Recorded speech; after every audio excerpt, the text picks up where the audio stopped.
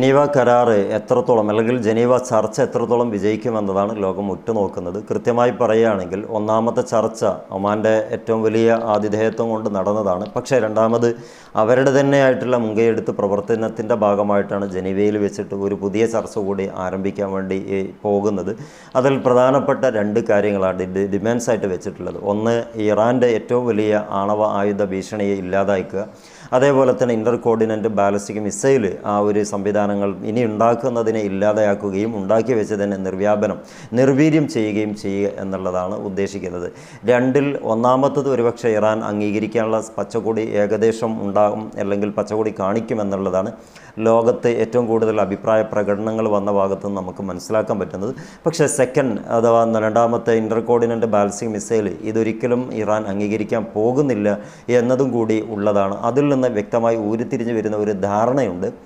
ഒരു കാരണവശാലും ഈ ഒരു ചർച്ച വിജയിക്കാൻ പോകുന്നില്ല എന്നുള്ളതാണ്. കാരണം ഒന്നംഗീകരിക്കുകയും ഒന്നംഗീകരിക്കാതിരിക്കുകയും ചെയ്യുന്നത് ഈ അമേരിക്കയെ സംബന്ധിച്ചിടത്തോളം അത്ര കണ്ട് ഭൂഷണമല്ല.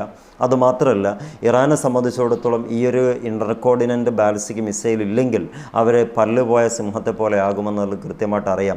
ഇത് വലിയൊരു വെല്ലുവിളിയായിട്ട് ഇസ്രായേലിനുള്ളത് കൊണ്ട് തന്നെ അമേരിക്ക അതിലൊരു വിട്ടുവീഴ്ച ചെയ്യാനുള്ള സാധ്യതയുമില്ല. അമേരിക്കയുടെ ഏറ്റവും വലിയ ഒരു ആഗ്രഹം എന്ന് പറയുന്നത് ഈ ഇസ്രായേലിനെ സേഫാക്കി വെക്കുക എന്നുള്ളതാണ്.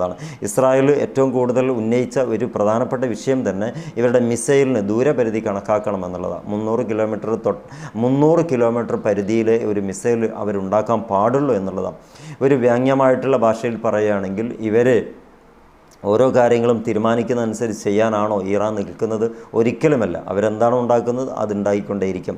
പിന്നെ ഇറാൻ്റെ ഈ ഒരു മിസൈൽ കണ്ട് പേടിക്കാനുള്ള പ്രധാനപ്പെട്ട ഒരു കാരണം കൂടിയുണ്ട്. അത് 2025 കഴിഞ്ഞു പോയ ജൂൺ മാസത്തിൽ ഉണ്ടായ വലിയൊരു അനുഭവമാണ്. എല്ലാ സംവിധാനങ്ങളെയും തകർത്തുകൊണ്ട് അവരുടെ ടാർഗറ്റ് ഹിറ്റ് ചെയ്തു എന്നത്, ആ മൊസാദിൻ്റെ ഹോട്ട് പോയിൻ്റായിട്ടുള്ള ഹെഡ് ക്വാർട്ടേഴ്സുകൾ തകർത്തു എന്നുള്ളത് അമേരിക്കയും ഇസ്രായേലും വലിയ പേടിയോടുകൂടെ ഓർക്കുന്ന ഒരു വലിയ സംഭവമാണ്. അതുകൊണ്ട് തന്നെയാണ് ദൂരപരിധിയൊക്കെ കുറച്ചൊരു 300 കിലോമീറ്ററിൽ ഒതുങ്ങുന്ന ഒരു മിസൈൽ അവരുണ്ടാക്കാൻ പാടുള്ളൂ എന്നൊക്കെ പറയുന്നത്.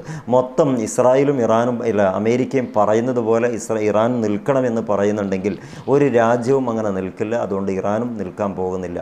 പിന്നെ എന്താ അടുത്ത സ്റ്റെപ്പ് എന്ന് ചോദിക്കുമ്പം ജനീവ ചർച്ച പരാജയപ്പെടുന്നു. അടുത്ത വലിയ രൂപത്തിലുള്ള അക്രമവാസനയോടുകൂടെ അവരെ സമീപിക്കുന്നു. പിന്നെ ചെറുതും വലുതുമായിട്ടുള്ള ആക്രമണങ്ങൾ തുടങ്ങുന്നു എന്നതൊക്കെയാണ് പലരുടെയും വീക്ഷണങ്ങൾ. അതിൻ്റെ ഇടയിൽ ഈ മാസം യുദ്ധം ഉണ്ടാവില്ല എന്ന് പറയുന്ന പോളി മാർക്കറ്റുകളെക്കുറിച്ച് നമുക്ക് പറയാൻ പറ്റും. എന്താണെങ്കിലും ഈ കാര്യത്തിൽ വ്യക്തമായിട്ട് വരുന്നത് ഇന്നത്തെ ചർച്ച ഒന്നുകിൽ പോസ്റ്റ്പോൺ ചെയ്യും, അഥവാ ഇന്നത്തെ ചർച്ചയിൽ നിന്ന് എക്സ്പാൻഡ് ചെയ്യും, മറ്റൊരു ചർച്ചയിലേക്ക് വേണ്ടി നീട്ടിവെക്കും. അതൊരുപക്ഷെ IAEA അഥവാ ഇൻ്റർനാഷണൽ അറ്റോമിക് എനർജി ഏജൻസിയെ കൂടി പങ്കെടുപ്പിച്ചുകൊണ്ട് ഇവരെ ഒന്നുകൂടി ചർച്ചയ്ക്ക് ഇരിക്കാമെന്നുള്ളത് വരുത്തി തീർക്കാം. കുഷ്ണർ ഉൾപ്പെടെയുള്ളവരാണ് അതിൽ പങ്കെടുക്കുന്നത്. കുഷ്ണർ ആരാ? പുതിയാപ്പിളയാണ്. അത് എന്തുകൊണ്ടും അവരുടെ ഏകപക്ഷീയമായിട്ടുള്ള സമീപനമേ ഈ ചർച്ചയിൽ ഉണ്ടാകുള്ളൂ എന്നുള്ളത് ഈ കുഷ്ണർ വന്നതോടുകൂടി തന്നെ ലോകം മനസ്സിലാക്കി കഴിഞ്ഞതാണ്.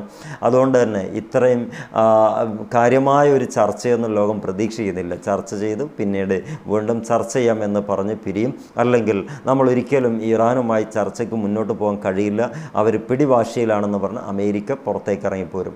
ഇതാണ് ഉണ്ടാകാൻ പോകുന്നത് എന്നാണ് തോന്നുന്നത്. എൻ്റെ ഒരു അനുമാനമാണ്. നിങ്ങളുടെ അഭിപ്രായങ്ങൾ അറിയിക്കുക.